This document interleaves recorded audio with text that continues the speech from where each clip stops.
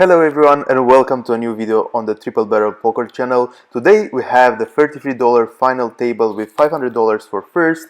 There's lots of tough spots in this one, like in all of our videos, so just sit back, relax and enjoy. Before we get into the video, I just wanted to remind you about the ICMizer competition I'm running at the moment. You just need to be subscribed to the channel and you'll be automatically be part of the draw. We see a shove here from the small blind. The guy in the big blind is tanking and calling with Queen 9 suited against Ace 6. It looks like we have the first elimination in the tournament, which is great. So we are now guaranteed 74 bucks. Ace 7 suited in the big blind facing a UTG open. We are going to defend this. Flop is Ace King Deuce. Good flop for us. We flop top pair. Going to check call this flop. We see a check back.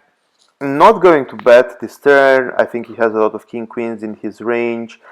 Even though we are giving a free card, if it has like a flush draw, I don't think it's good enough to bet. Now that we see another check, we are definitely good here. So I'm going to bet about 55%, hoping to get called by a king, maybe even a queen. So he's thinking about it and he calls with Queen Jack. Here we have 4 or 5 offsuit in the small blind, not going to call. We see an open from UTG and then we see a tank from one of the, actually from the shortest stack at the table. He decides to jam.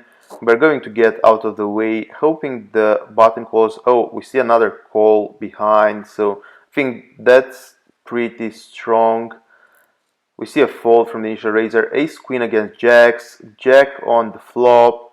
We hope we are dodging the 10 for another ladder, and we do. That's really nice. So we are guaranteed 80 to 50 at this point. Not doing much, which is always the way to go at the final table.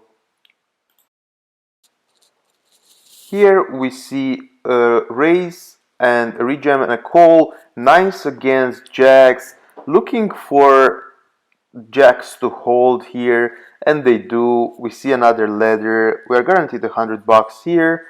Really good. I mean, the guys did all the work for us. We didn't do much, so quite pleased with that. We pick up 7s, so one of the first hands we can actually play. We see an open here from the guy in the middle position. It's a bit awkward, to be honest, but I still think 7s is too strong not to reshove.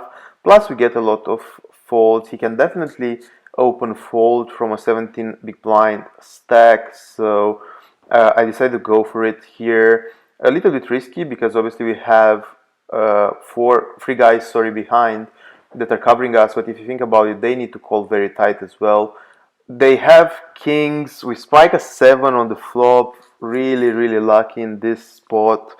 Really lucky. So we do get another ladder, and actually now we are second in chips. I looked this one up on ICMizer and it was a fold, unfortunately. Quite a marginal spot, to be honest, but we should have shoved 9 plus, ace queen, sorry, and ace 5 and ace 4 suited. So slight mistake here. Obviously we got really lucky. Here we pick up jacks. We are definitely opening this hand. Opening a little bit larger here, I think, is the way to go. We are pretty deep. No one is short anymore.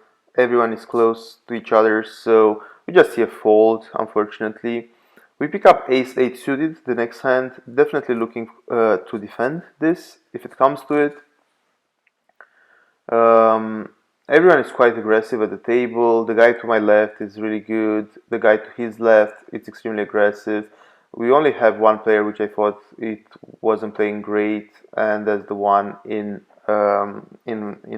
pink. We see a king 10-4 board. We only have like a backdoor flush draw here, so not a lot going on. He checks back though, so I do believe it's worth taking a shot at this and stepping on the turn. We can still pick up an ace, and I don't think he's ever checking a king only if he has something like kings, maybe he's checking back that flop, but even so, there's plenty of things we can have as well from small blind. He just folds, so nice pickup for us there. We pick up king jack suited afterwards, so definitely looking to play this one up. Really nice to get some hands. So we're opening to 3.5 here, and again, this guy that is to my left, he's really good. So I expect him to call very wide. He does decide to call. We have king queen 6 board, so I'm going to bet a little bit larger here. Very draw heavy board, so don't mind if you get a fold here, to be honest. He's thinking about it for a while and he just lets it go. Here we have a7 suited facing an open from the fun player, going to defend. I think this would play fairly well, and the guy in the big blind calls as well. We see pretty bad flop, king 10 deuce, not much going on for us here, so starting with a check obviously. The guy checks as well, so again, I think I need to go for it. I don't think the guy in big blind would have much of this board, and the guy that was the initial raiser, he was c-betting very much, so if he did decide to check, I think it's worth for us to take a stab at it. He does decide to call. 6 doesn't change anything. If he had a flush draw, he missed it. If he had queen jack and checked it back, he missed that. So I decided to go for it and put some pressure on. He's still very close to the guy to his right, so he does fold. So nice bluff going our way there. We pick up king queen offsuit here. So if the guy opens here in early position, I'm going to re-raise it. Doesn't happen, so I'm just opening here. The guy in the small blind is thinking about it, and he decides to free bet me, which I think I actually should shove in this spot. I thought about it for a while. You can see I was planning to do it. I need to put pressure on him, but I decided to call.